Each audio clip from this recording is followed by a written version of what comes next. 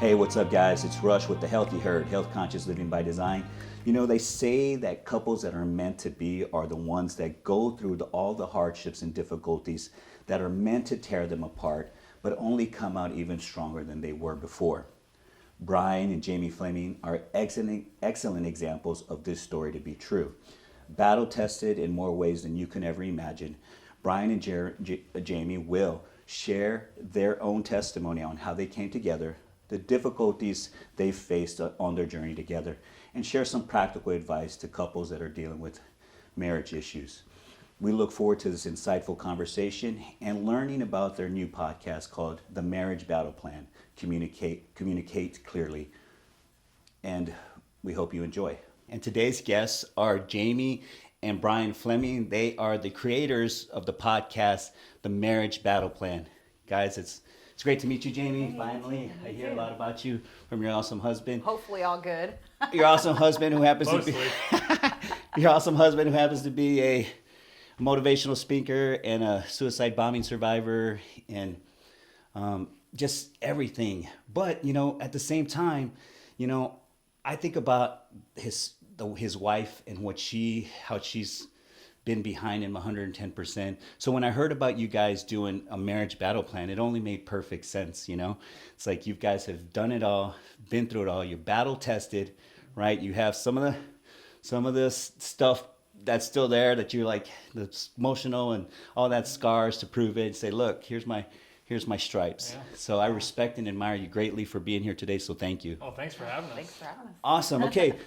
So, you know, I know you guys and I know a few other people that know you guys too, right? Tell us a little bit about yourselves, how you both came together. Your journey is so unique and special. I feel like saying it all, but I'm going to leave it up to you guys to do that. Yeah. You know, we met on the internet back in 2005. It was actually her birthday. Okay. I wrote her a message on a pen pal website. Okay. So we had both just gone through a breakup, pretty bad. Didn't know each other. I saw a picture of her, wrote her a letter. She couldn't resist not writing me back, and the rest is history. Well, that's the short version. So I mean, we talked on the phone a lot. We emailed. This was back in the day of like Yahoo Messenger. Okay. Email to Yahoo Messenger. Well, it was when webcam was pretty popular. Yeah. Back then, like it had just kind of came out, and so like. You're dating us here. Yeah. I know. Well, I know. Way back then. Way back then. Yeah, 2005, right after the War of 1812, for all the junior high kids listening. Yeah. That's funny. Yeah. So it's interesting. We don't recommend anybody do it the way we did. But we talked for 4 or 5 months on the phone. We met in February. We met in person for a week in August. Yeah. I proposed. We got married 3 months later. And 3 months after that, I went to Afghanistan. Wow. And so, yeah, we don't And recommend 5 months later, being hurt and injured. So it was the whole year and a half was pretty. Yeah, I mean, 99% of our marriage has been combat and post-combat. Yeah. And, for anyone listening who is a military veteran or they have a military family member, I think it's just proof that if you know what enemies to look for in your marriage, if you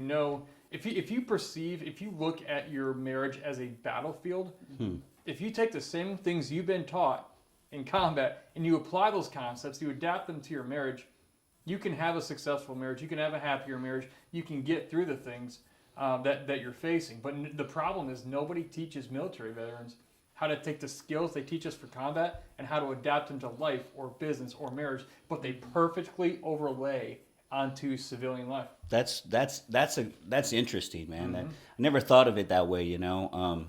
Being in the same kind of situation, deployment, marriage, before you leave, the whole 9 yards. I know what that's. Well, the thing is, growing up, I never really had much guidance. I didn't have a lot of male role models. Mm-hmm. I didn't have anyone to teach me about life. Yeah. So my first and only real framework for how to, live life or to navigate situations was what the military taught me. Yeah. And so it's kind of the only, I know other mindsets now, but it's the foundational mindset that I had because at 18 years old, it was the first one I was ever given. Right. Wow, that's amazing. Okay, so you go through these struggles, you're battle tested, you're going through this. What was the one point in your relationship where you're like, man, this is my well, you got married before you left, right? So Yeah, okay, pretty much but prior. as you would agree, so there's a lot of separation and divorce in the military. Oh, yeah. Well, you were in that space. What was the one thing that said, okay, I'm she's the one for me. He's the one. Like, I'm staying in this for the long haul. Well, for me, I mean, I grew up, in a Christian home. Okay. And so for me, I think I was a teenager actually when I had like written out in a journal one day, like things I wanted in a husband. Okay. And so Women and their lists. Yeah. And so when I met him, like he fit everything except for one thing, and the one thing was because I was always attracted to blonde hair, blue eyes. That was the only thing that was like not. Sorry, I'm not Justin Timberlake. So like, and so I had just kind of felt like I needed to just go and look at that when I met him. Right. And we were, we were dating, and I was like, man, I just kind of felt like I needed to look at that list. So I found it and looked at it, and I was like, man, yeah. And I don't know. I just knew. Now with that, now that I know that, like, would you say the same thing about like somebody who's actually a woman or a man for that matter, who's looking for a partner? Would they have a list as well? Would you recommend that they create a list on what Yeah, absolutely. I think it's important to know what you want. Okay. If you don't, then you might end up with the dirtbag. This is true. And you still even know with the list he might, because he's putting on his mask and his face, his good face. But no, that's a good point though with the list. Yeah. At least with a list, at least you have. The thing is in life, if you don't set expectations, none will be followed or used as a filter to get you where you want to go. And it's the same thing with that list. I didn't have a list. I was 19, 20 years old. Like, I'm going to war in a year. Don't know if I'll come back. Almost didn't a few times. With Jamie, we got along so well as friends. We didn't really mean to date at first or go intimate. Like, again, we had just gone through breakups and we really weren't looking for that. There's a weirdness about, at least I've heard this said before and it was true for us, when you stop looking for somebody is kind of when they, for some reason, come into your life. That's not always the case, but I know in our case it was and many others. Yeah. And for me, it was just, like, I don't know how long I've got. I'm going to war. I'm infantry. Yeah. My job is to hunt terrorists and fight them. And so I thought, this is one life we have to live. I may or may not come back, but we get along pretty well. We seem to have a lot of fun talking, and anybody can put that on. Yeah. But we talked so many hours, hundreds and hundreds of hours, over 4 or 5 months on the phone, where it was a really unique way where, like, I think we got to know each other in a very advantageous way that a lot of people don't. Because I was stationed in Louisiana at Fort Polk. She was living in Phoenix, Arizona. Oh, wow. So we were long distance. Like, we weren't the physical temptation and appeal. Like, we saw each other's pictures. We, were on the camera together talking, but we weren't actually there for any of that to get in the way of, I think, connecting who we really are as we communicated. Right. Because even though that's a natural and good thing, being a physical attraction, sometimes it can be a distraction to some of the underlying things that really need to be known about a person. And getting to know each other. I mean, there were so many times that, like, we would fall asleep on the phone with each other all night, like all night long. That's It's awesome. 4 a.m. I'm I didn't have like, are you still there? I just had Hello? my phone up, and we wake up the next morning, Hang up. and literally, My phone bill was horrible. and literally, like and he'd be like, "Hey, are you still fit?" I'm like, "Yeah." Hello? That's This awesome. is back when nights and weekends mattered, so it's like, if you really love me, you won't call me till 7:01. Yeah, 6:59. We don't play that game. Yeah. Nice. That's awesome. I think that's fantastic. Okay, the healthy herd is health conscious living by design. And, some people think it's like about taking vitamins and stuff like that. It's about being health conscious, like healthy and happy, and having a design program that's in place that can navigate your relationship, can navigate your own. If you're not married or you're not in a relationship independently, you have a plan in place, like you guys started off with. You had a plan. You kind of manifested that plan, and you found the person to fall in love with. That's freaking awesome. Yeah. To be quite honest with you. Okay, so tell me a little bit about the Marriage BattlePlan.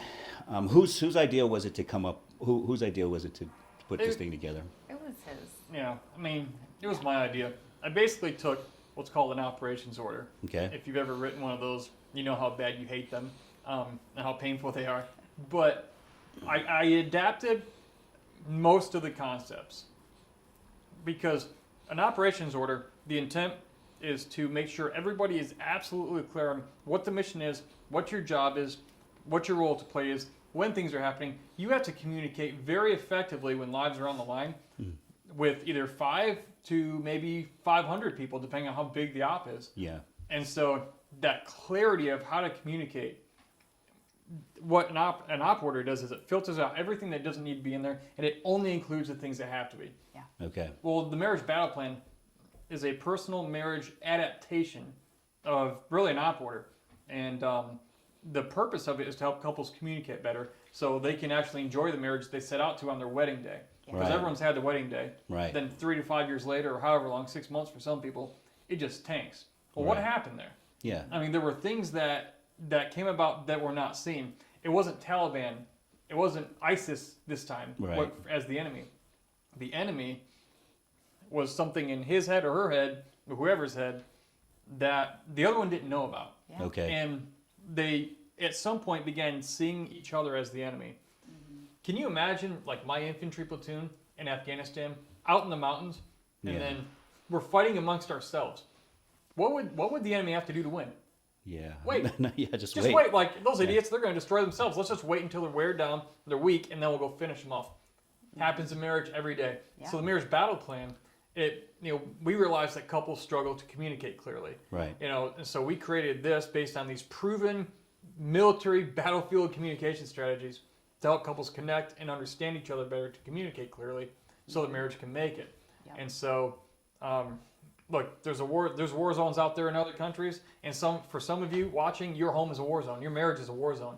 Yeah. And one of the things we did realize is that if me and Jamie always say, if we can just get people arguing about the same thing, that's a win. Yeah. Like, that's progress. Yeah. Okay. So many times there's an issue. It's interesting. There's an issue, there's a real enemy. But he's approaching it from here, and the other one's approaching it from here. Mm-hmm. And they're not even arguing about the same thing. Right. If we can just get you on the same page, okay, now have it out. Because now you actually have a chance of winning. Instead of firing at each other, you can get shoulder to shoulder like we are. Yep. And we can concentrate our efforts and our fire on our common enemy, and we Okay. can defeat that enemy faster, and we can survive in our marriage. On what the true enemy is. Yeah, most things. That's the thing about the enemy. What most people think is the enemy is not the enemy. Mm-hmm. It's evidence of the presence of the enemy. Okay. So let's say a guy is going out and doing something stupid. Okay, maybe he's out. He shouldn't be flirting with women out at the bar because he's got a wife at home. Well, maybe the real enemy. Well, the real enemy is not the fact of what he's doing. The real enemy is actually there's something either he's addicted to, or there's a lack in that area of his marriage. Yeah. There's something that's causing him to do that. Yeah. The real enemy in a person's marriage, it's the root cause of the problem you're having. And the real enemy almost always lays right beneath the surface of the obvious problem. It's cover and concealment. Yeah. An enemy doesn't want to get shot. He Yeah. wants to hide, but attack. But he doesn't want to show his head. So you'll see the explosion, the IED in the road. That's the guy going out to the bar flirting with other ladies when he's got a wife at home. Yeah. But the real enemy, it's something in him that feels like he deserves better, or he's not getting what he needs in that area, or it was a wrong system that was put in him as a kid. Like, hey, it's okay to do that. So, okay, so with couples, when they go into, do you feel like some of them have false assumptions about one another? Totally. Yeah. We call that propaganda. Yep. Oh. And Okay. on the battle plan, Yeah. if you want to know more about this, just go to marriagebattleplan.com. That's where you can learn more about it. We have some free resources on there too. But it's so interesting you bring that up. Yeah. Because that is the number one weapon used by the enemy. And we talk about how to identify that in the marriage battle plan. And what propaganda is, it's the story going through each person's head about the situation in the other person. Yeah. Here's the thing. Those stories are almost never the same story. Interesting. So they're also, what about, so the assumptions maybe create some kind of expectation. Would you agree with that as well, Yeah. Jamie? Yeah. Like, I would love to give an example of the propaganda. So, an example would be like, his mom moved from Florida, and about, I guess, 4 or 5 years ago now. and they are very, very close. My mom is the coolest person in the world. And She's like a sister. yes, and I got blessed with a great mother-in-law. That's awesome. I love her. She's amazing. She's one of my best friends. That's cool. But here's the thing: when she moved from Florida to Texas, it was every weekend she was coming to visit, every single weekend, and I was like, man, I would love to have just one weekend a month where it's just me and Brian, and we have 2 kids, and so just the 4 of us, you know, once a month, just where we don't, have anybody, and we can have just family time together. Yeah. And but the story in my head was, they're so close. I was scared to mention it because I didn't want him to get upset. Like, wow, that's well, interesting. my mom, she only comes up on the weekends, and we get the whole week together. We haven't all lived those near each things. other 2,000 miles apart for 20 years, and now she Yeah. lives 20 minutes away. Yes. All this going through her head. Yeah. Yes. And then what I didn't know either is that his mom was feeling the same way, that she was wanting to have a weekend once a month where she had a bum weekend, where she didn't have to get dressed, she didn't have to go anywhere, Oh, just wow. lay in Wasn't bed all expected day to with come her to our kitties. And so I was feeling that way, was scared to mention it to him and to her. Yeah. Because I thought, oh, that's the propaganda. I'm thinking he's going to be mad because he's so close to her that he doesn't want to do that. And then I don't want to mention it to her because she's lived so far away from us, and she likes to be there with our Well, with you, our don't want, kids. you don't want me around? Our grandbaby, her So, only grandbaby. What happened? So I finally talked to him, and I just said, look, I finally and it took me probably a couple of years. Yeah. A couple Wow. of years she's thinking this. Wow. I have no idea. But I just didn't want to hurt anybody. You want to hurt anybody's feelings. Tell them what happened. Yeah. So when I talked to him, I prefaced it with, okay, I need to talk to you about something, but I don't want you to get mad. And I said, okay, I promise I will not get mad.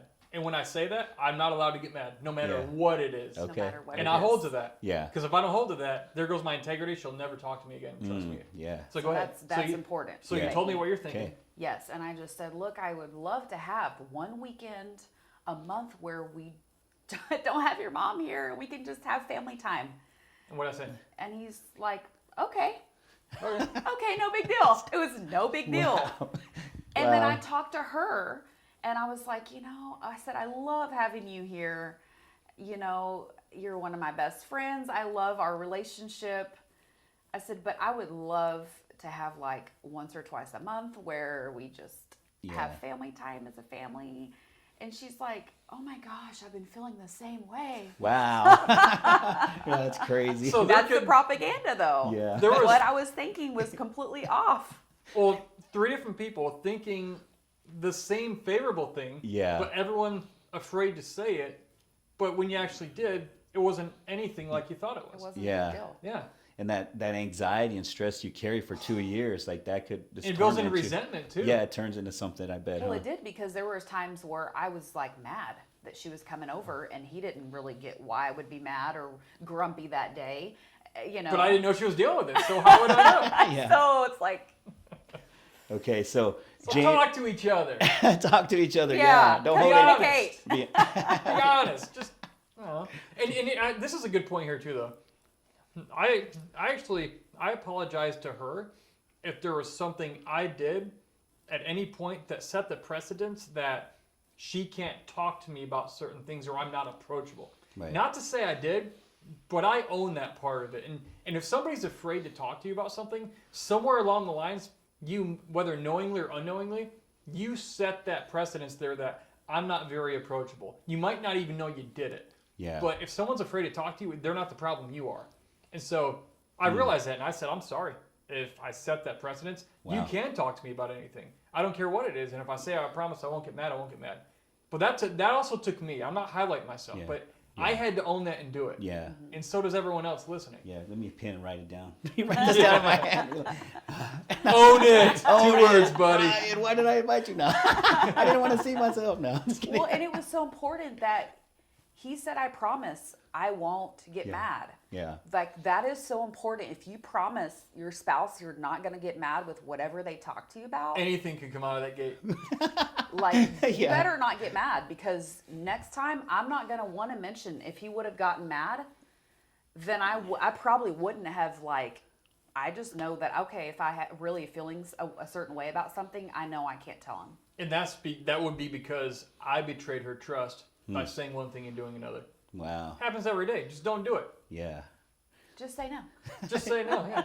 Okay, Brian, this is a question for you.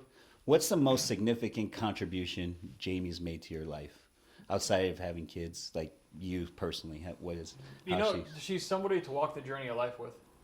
Like, I mean, we go for walks like pretty much morning and night around this lake in our neighborhood. Okay. We'll drink coffee or whatever, you know, and we'll just take a walk, not because there's anything to accomplish or we want to make sure we're planning dates or these little times together. Some people have to do that if you have a really crazy schedule. But we'll find ourselves randomly, hey, you want to go for a walk around the lake? And we have no agenda. Like last night when we walked around it, like we got halfway around this lake. It's like over a half mile around. Yeah. We hadn't said anything. And Wow. we didn't even realize we hadn't. No, we talked about some stuff, but it's just Contemplating together. And time together or just whatever. Like there's no agenda. We just get to enjoy life, and I mean that's why we got married. So we just enjoy life together. That's awesome. So anything that threatens that, whether it comes out of her or comes out of me, I want to get that real thing out of me or out of her. Yeah. So we can be together and enjoy the marriage that we wanted to have when we got married. Right. Yeah. Jamie, same question. What's the one thing that Brian's contributed to your life that's kind of helped you as a person? I'm not gonna cry. Just It's the carpet. yeah. He's an encourager. Okay. I was in a really bad car accident a year ago. Well, a little over a year ago. I'm still healing. I still have a couple of procedures that I have to get done, and there's just days where I'm just down because it's exhausting to just be in pain all the time. And so it's just good. And then, then from that accident, it really woke me up to realize, like, man, there's dreams that I had as a kid that I've just like threw away. And so Yeah. I'm actually going to go back to school in the fall to become a teacher. And Wow. I'm starting from pretty much the ground zero to get that. And he's just been, he's my best friend, the love of my life, like my encourager.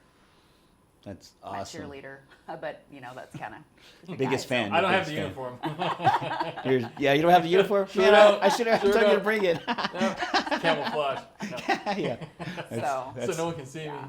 It's the biggest fan. He's the biggest cheerleader, biggest fan. You're her biggest fan. That's freaking awesome. Well, school, I can relate to you because I'm a late bloomer myself. So I'm finishing a master's, and I've got that through 3 years. So Okay, that's it's awesome. possible for sure. Okay. You're married. The marriage battle plan. Yeah. Here's the other thing I find the irony. It's the marriage battle plan. Communicate clearly, right? Yeah, communicate clearly is the Like just a little tagline. Yeah, that's right? what it shows you how to do. It's interesting because y'all started off your relationship through communication. At the onset, right? Yeah, it was like an email or private message on some pen pal website. Yeah. ChristianPenPal.com, It was, yeah. actually. That's awesome. Okay, so when people, it's a podcast. Number one, we'll make sure we know that. How does the podcast work when people? Oh yeah, marriagebattleplan.com is our main hub. Okay. But yeah, we do. If you do go on wherever you listen to podcasts, if you just type in Marriage Battle Plan, Battle Plan is all one word. You'll see the bright green icon. Just go on there, and we talk about different elements of the battle plan and how it applies to your marriage or your relationship right now. And here's the thing. There are so many people out there on social media going, hey, look, we love each other. Everything's so great. And nobody sees the BS. I almost said it. Yeah. Not sure who the audience is. All the BS behind the scenes, and it's just not real. Yeah. Well, her and I, we talk very candidly, and we don't hold anything back. Yeah. I almost dropped an F-bomb the other day because of something I was reading about this guy, and I'm like, you know, I'm like, I'm trying to keep it clean, you know, but like it's just we don't put on the dog and pony show of look at our great marriage. Like, yeah, we argue, we yell at each other. Yeah, sometimes we yell and swear at each other. It's like, I'm not saying that's right. Yeah. I'm not saying you should. I mean, some people do that and they say, well, you should never talk that way to your spouse. Okay, well, we live in the real world. That's what we call it. Right. And other people, you know, they don't handle it that way. Their spouse, they just don't talk to them for 2 days. Silent treatment. So everyone's got their swear word. Yeah. Everyone's got their thing. Yeah. And it's like, if you can express yourself and de-escalate it productively, and if you blow up, okay, we have plenty of blow-ups. Like, not all the time, but kind of sometimes. Like, it depends on the day and what's going on. Yeah. We're a very real couple. Like, we deal with stuff too. But we know how to navigate that battlefield so we're not stepping on landmines every time an issue comes up. Yeah. You know, we're not getting legs blown off and blown to pieces every time something comes up and our marriage is just wrecked. Yeah. That's awesome. I can sense that just by when you're talking about like danger spotting areas where you're going, oh, we've been down that road already, using that as an experience, you know. Yeah. Step there, don't step there. Like, we know not to step over in something like that. So maybe let's. So when people go to your podcast, are they able to call in, or is it just straight you're having a conversation with your wife, or how does it work? I mean, they can go there and listen to it. Okay. They can email us. You know, we tell them where to email us. Okay. Just info@briancfleming.com. Brian with an I, Fleming with one N. info@briancfleming.com or info@marriagebattleplan.com too. Okay. But that's all in the show notes. There's email address. You can click right there. Okay. If you have questions, you can send them in. And, you know, if you send them in, you want us to discuss them, we will personally take some of those situations and we'll discuss them. Okay. It helps us because it makes for great content. Yeah. But it also helps the person sending it in and everyone else because we can address a real situation somebody's dealing with. Wow. Yeah, that's pretty cool. Through the lens of a battlefield. Let me do that right now. Anonymous Jane Doe. If you see a Jane Doe, that's me. There you go. Rush Doe. Rush Doe. Yeah. We don't know who that is. Okay. So So you have the podcast, and then you actually have a workshop kind of thing, right? Too. Yeah. Like you. Our okay. program, yeah. The program, Yeah. a program, right? It's an online course. Okay. It's an online course. So you can buy it once and you get lifetime access to it. Okay. You know, with things opening up again, we're looking at doing more live events. Okay. Weekend events, and go on there, take the online course. The online course is only just over an hour of video total, but there's about 12 videos. Okay. And even though it's only just over an hour worth of content, the average video runtime is 10 minutes. Okay. But you could take an hour discussing and talking about one of these things Sure. with your spouse and filling out your personal battle plan. And then at the end, we show you how to fill out a narrative that we created. And you take the elements on the 8 or 9 steps of your battle plan that you answered and you plug them into that narrative. You can literally sit here and read like one and a half paragraphs Okay. to your spouse. And it is crystal clear communication Wow. about the exact thing, and they may not have even known it, but it's done in a way where it's non-threatening, it's communicated clearly, and now they're both communicating. I mean, if any couple struggling would just take like an hour of their life and go through the course, Yeah. you know, it takes more than an hour if when you discuss it and everything, but that could save marriages. That could save you from 20 years of child support and alimony and broken relationships and the emotional pain and the whole thing of I have a failed marriage, you know, can I ever get married again? It didn't work out last time, and all this broken frayed edges that come with like a divorce. Right. Yeah. You know, if you can avoid that, what's that worth? Yeah, for sure, 100%. Yeah. Okay, so that's a lot to get out of your program. I mean, it's so much.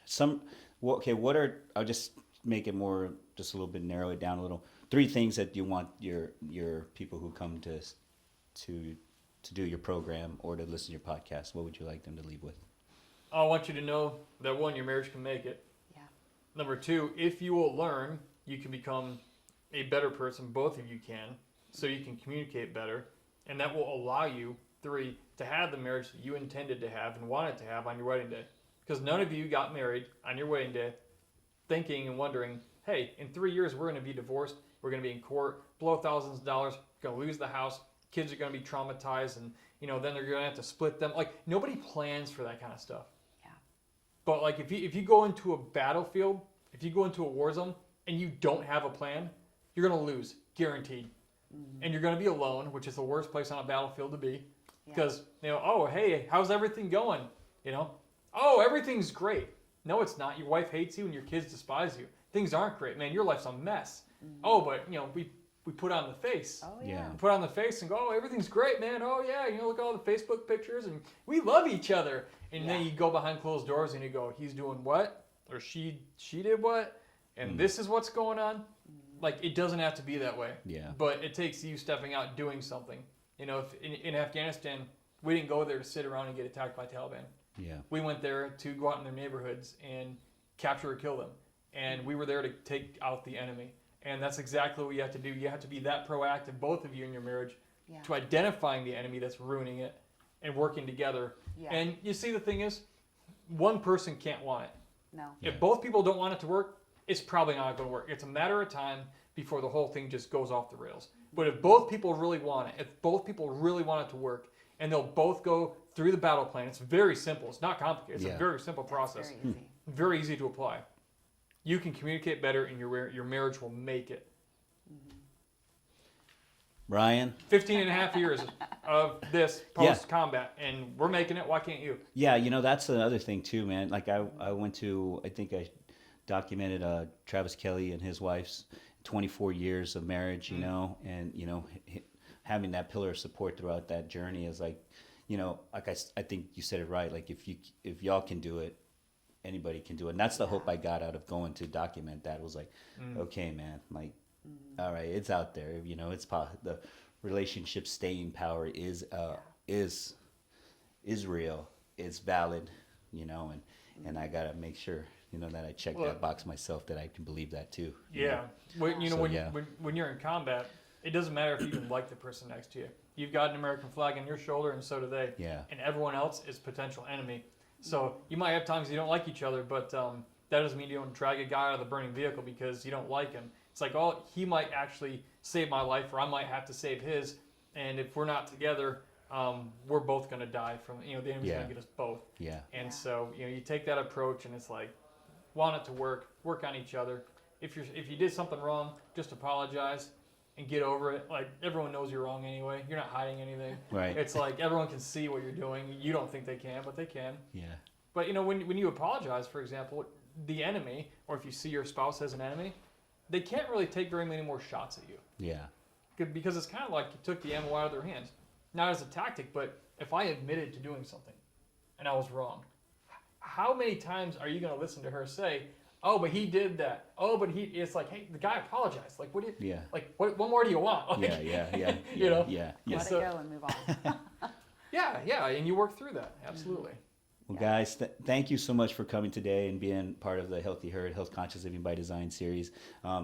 It's obvious, that you guys are contributing in a way to make people have a healthier mindset, heart, and spirit towards one another. And I really value and appreciate your time today. Thank you. Yeah, thanks for having us. Thank you, guys. Thank you. Guys, that's a wrap. And as I always say, have peace in mind. You remember that the ocean refuses no river.